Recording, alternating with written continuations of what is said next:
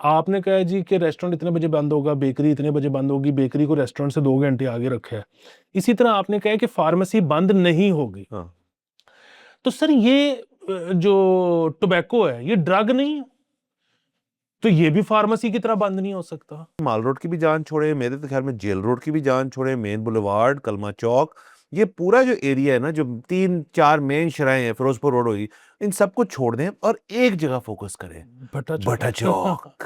आपको अनकरीब पता लगेगा कि लाहौर का मतलब है पाइन एवेन्यू और पाइन एवेन्यू का मतलब है लाहौर है। इसके अलावा जो है वो लाहौर ही नहीं है। आप लाहौर को छोटा रखते ना, वो कल्चर प्रिजर्व रहता है, लोग कम आते तो वो कल्चर प्रिजर्व रहता है। अब लोग ज्यादा हो गए, अब उन लोगों को अकोमोडेट करने के लिए आप पाइन एवेन्यू बना रहे हैं अगर, तो सर वहाँ कल्चर कुल्चर तो नहीं जाना ना वहां पे सर सर। उधर कल्चर का कड़मस बच जाना है। कैसे करेंगे, आई डोंट नो सर, सिर्फ सर टिक्की मोटी बनाने से कल्चर थोड़ी आता है। अस्सलाम वालेकुम, मुस्बत शो में बहुत बहुत खुश आमदीद। मैं हूं असद नज़ामी, मेरे साथ हैं अली आफ्ताब। शो को लाइक और शेयर करें, चैनल सब्सक्राइब कीजिएगा। सर कैसे हैं? सर मुझे एक चीज़ पे बड़ी उलझन होती है, सर बल्कि गुस्सा भी आता है, और मैं ये जानना चाहता हूँ कि क्या मैं अकेला ही हूँ या मेरे जैसे और लोग भी हैं। और वो ये है कि आप को चाहे वैसे ही आपकी टाइमलाइन पे कोई इश्तिहार आते रहते हैं, तो उसमें से आप कोई देखना शुरू कर दो क्योंकि आपको वो प्रोडक्ट पसंद आ गई है, या आप एक्टिवली किसी चीज़ को सर्च कर रहे हो क्योंकि आपने वो ख़रीदनी है।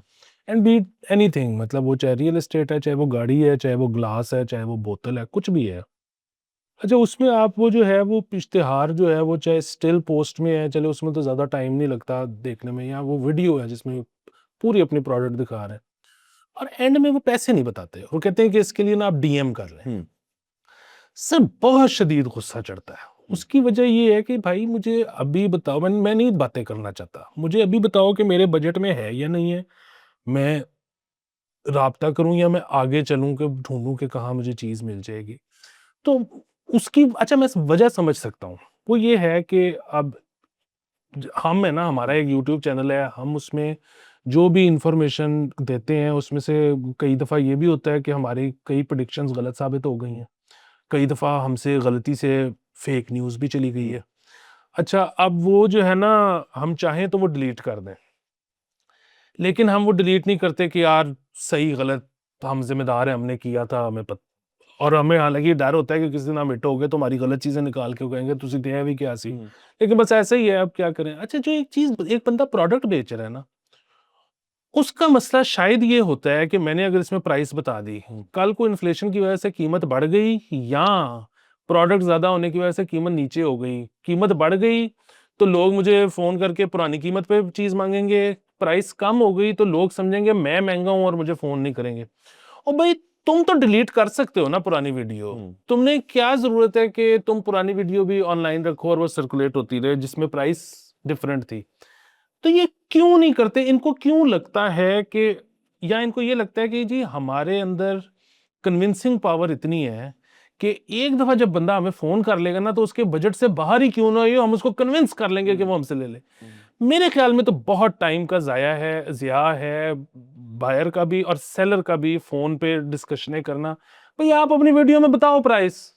सर इसके ऊपर ना देखिए, एक और भी एलिमेंट होता है उसके अंदर, जिस चैनल में उनके फेवर में अगर बात करूं, लेकिन वो बड़ी महंगी चीजों के लिए होता है। एक फर्ज करें गाड़ी है, तो पार्कफील्ड पे आप जाए ना, तो कुछ गाड़ियां होती हैं जिन पे लिखा होता है कॉल फॉर प्राइस। अब वो जरा महंगी नौयत की गाड़ियां होती हैं, वो बंदा चाहता है आप फोन शोन करें ताकि सिर्फ सीरियस बायर है। मतलब बहुत लोग से गाड़ियों के अंदर पार्क व्हील्स पे आपको तंग भी करते हैं। आप कुछ भी बेच रहे हो पार्क व्हील्स पे, पहले दूसरे बंदे आपको फोन करेंगे, वो अमूमन कोई डीलर डोलर टाइप बंदा होगा, वो आपसे कोई बातचीत करेगा। लेकिन जो वो कॉल फॉर प्राइस वाला है ना, फिर बंदा कहता है यार मैं कॉल करूंगा तो बंदे को जलील करूंगा, तो कीमत निकलवाने के लिए ना ये चीज करते हैं। दूसरा सर, मे भी अपने कंपेटिटर्स की वजह से करते हो वो, कि देखें एक बंदा हर किस्म की चीज बेच रहा है, कंपेटिटर्स ने प्राइस लिख दी है, उससे नहीं लिखी प्राइस, तो जो बंदा उसके पास आ रहा है शायद वो एफर्ट कर ले। मतलब यही चीजें हो सकती हैं। वरना अगर आप एक मार्केट प्लेस पे, इलेक्ट्रॉनिक मार्केट प्लेस पे कुछ भी बेच रहे हो, तो मैं एग्री करता हूँ आपसे, जैसे अमेजोन, दराज और ईबे शीबे सारे, उन पर तो सब कुछ लिखा होता है उसके ऊपर। तो ये फेसबुक के ऊपर वूमन होता है, इंस्टा पे इस तरह होता है कि वो कहते हैं जी कि डीएम कर ले, हम आपसे बात करना चाहते हैं। तो मे बी वो अपनी को उस एंगल निकाल रहे हो, शिशका बना रहे हो कि जी हमें आप फोन करेंगे, हम आपको बताएंगे। Makes no sense. Makes no sense. और मेरा तो ये ख्याल है कि अगर लिख दें तो वैसे इस पे अगर कोई हमें अपना फीडबैक दे कि जी मैं फलानी प्रोडक्ट बेचता हूँ और मैंने लिख के देखा है और उसमें जो है मुझे ये मसाइल पेश आए, और जब से मैंने प्राइस बतानी बंद कर दी है तब से मेरी सेल एक्चुअली बढ़ गई है, और वो उसकी पीछे वजह क्या थी, तो हम जरूर हाँ, उसको शामिल करेंगे आप शो एक में। ऐड कर दें, ये जो मार्केट प्लेसेस हैं कि प्राइस की ऑप्शन तो होती है लिखने की, एक तो लिखें। एक तो फेसबुक में समझ नहीं आती, जो चीज़ रुपीज़ में होती है उसके पीछे रुपीज़ नहीं डॉलर बना होता है। दूसरा आप ये ऑप्शन दे दें जी कि प्राइस जब आप सेट कर रहे हैं अपनी प्रोडक्ट की, उसके आगे ब्रैकेट में लिख दें नॉन नेगोशिएबल, कि भी यही है, ताकि फिर आपके पास शायद बहुत ही सीरियस बंदा है और आपने लिख दिया नॉन नेगोशिएबल, तो वो जितनी भी बातें करे आपसे, तो दूसरे से ये हो कि यहाँ पे कल्चरली नेगोशिएशन का है कि जी इतने की प्रोडक्ट है। आपसे जितनी अच्छी कंपनीज है जिन्होंने अपनी वेबसाइट्स बनाई हुई है, जैसे फैशन रिटेल, इतना बिजनेस बढ़ गया है रिटेल का, कपड़े कपड़े हुए हुए हैं पाकिस्तान के अंदर।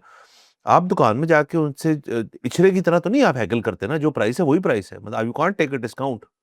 तो इसी चीज को अप्लाई करना चाहिए, कल्चर डेवलप किया जाए मेरे ख्याल में ऑनलाइन पे भी।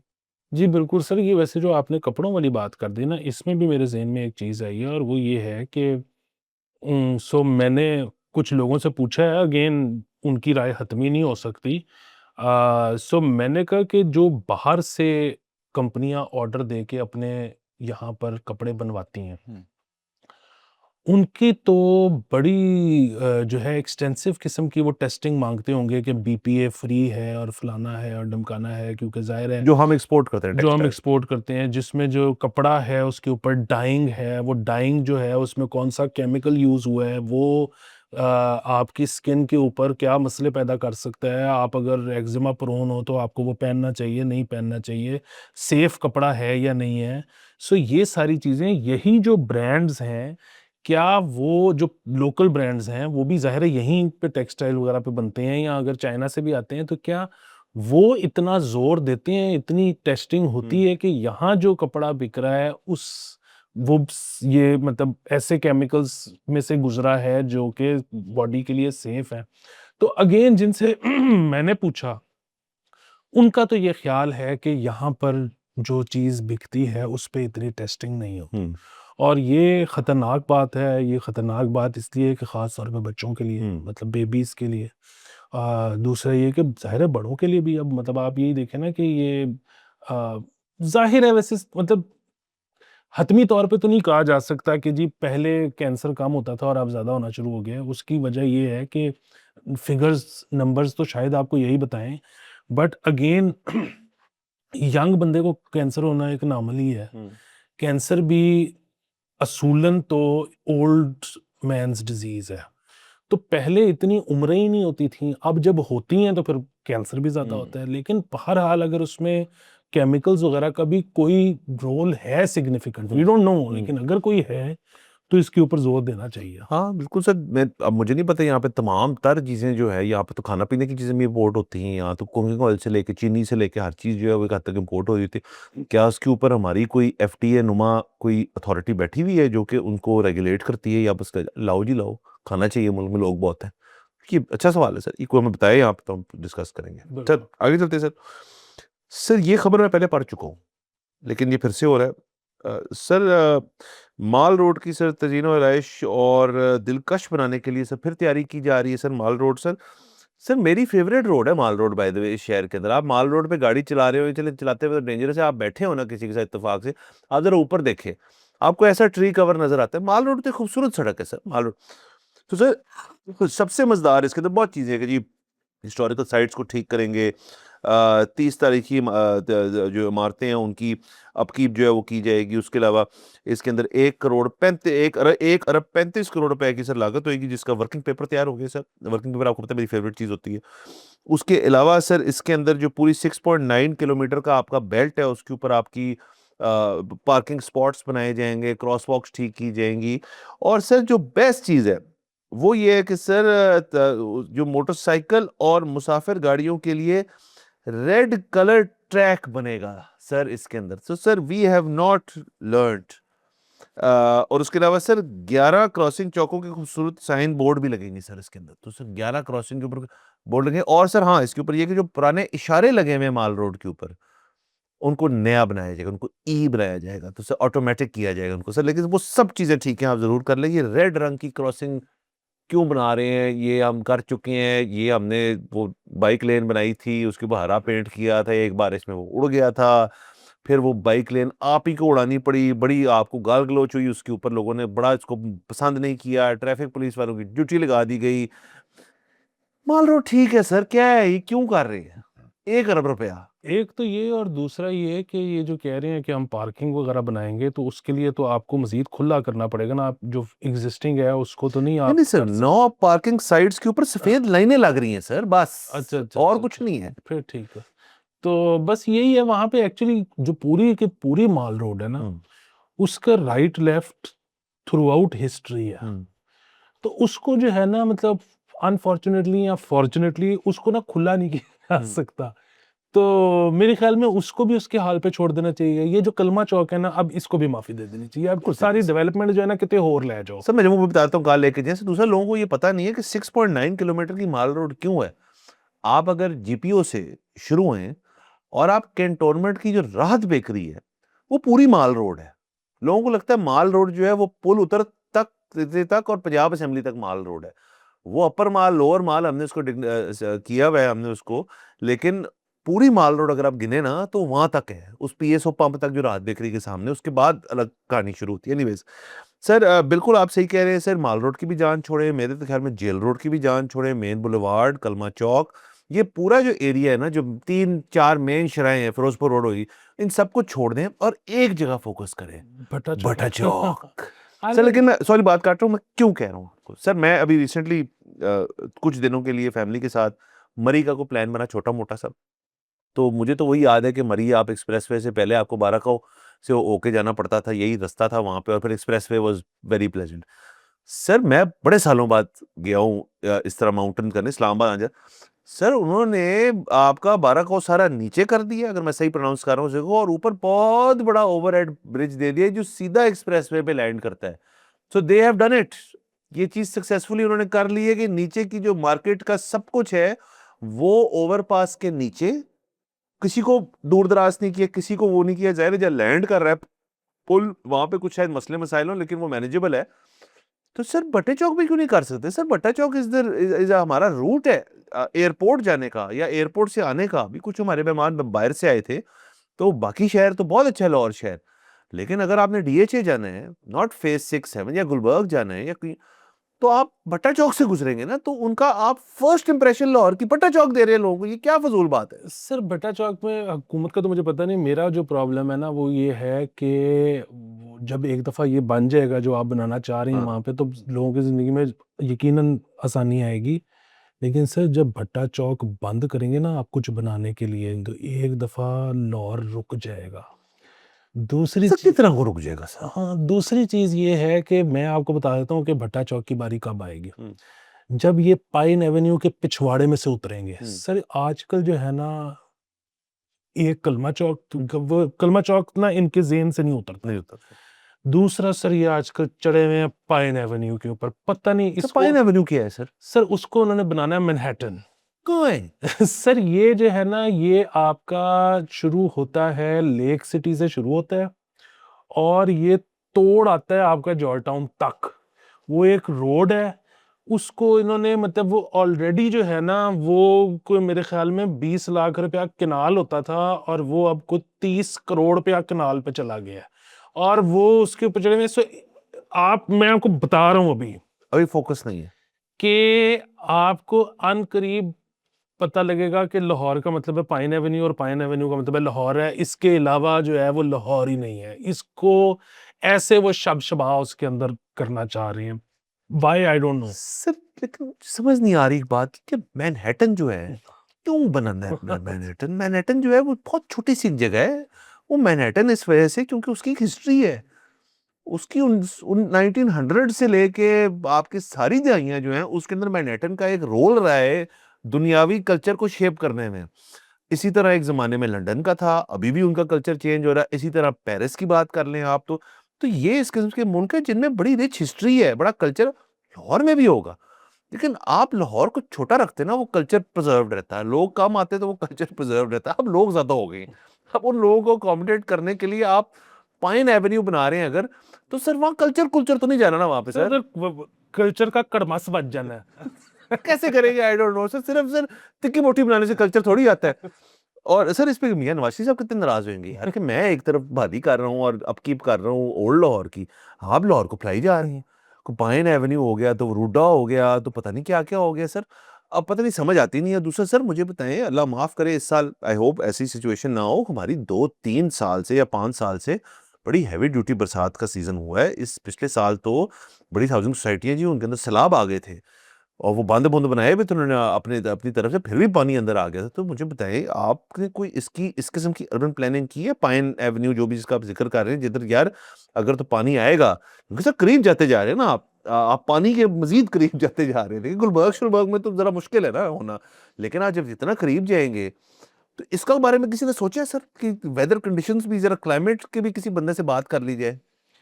सर मैं आपको बता रहा हूँ कि हुकूमत जो है ना, उसकी प्रायोरिटी नंबर 1 है पाइन एवेन्यू। बाकी सारा कुछ बाद में। ठीक है सर, चले कर ले।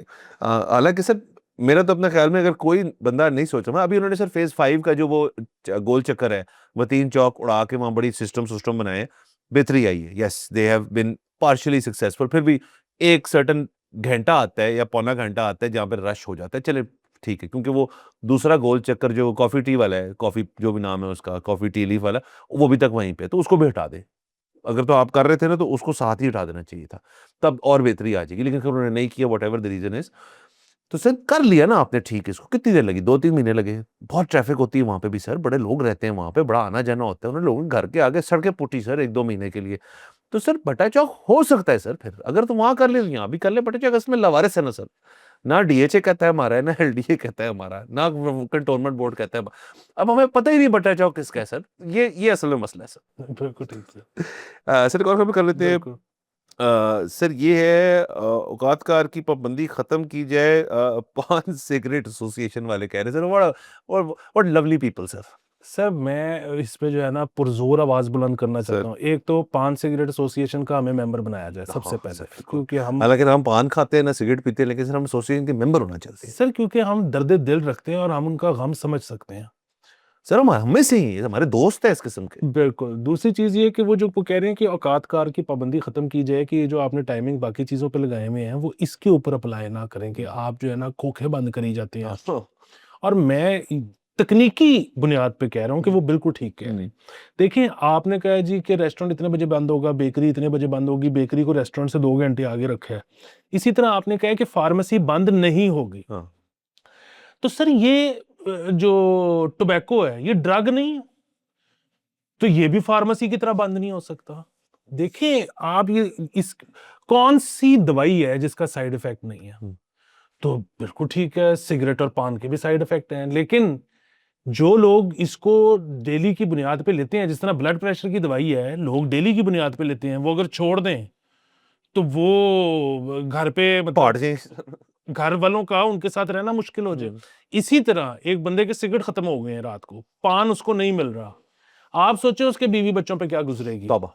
तो मतलब मुझे याद है मैं 1 साल 1.5 साल हम रहे थे कैंट में, ज़ोहरा फरीदी रोड।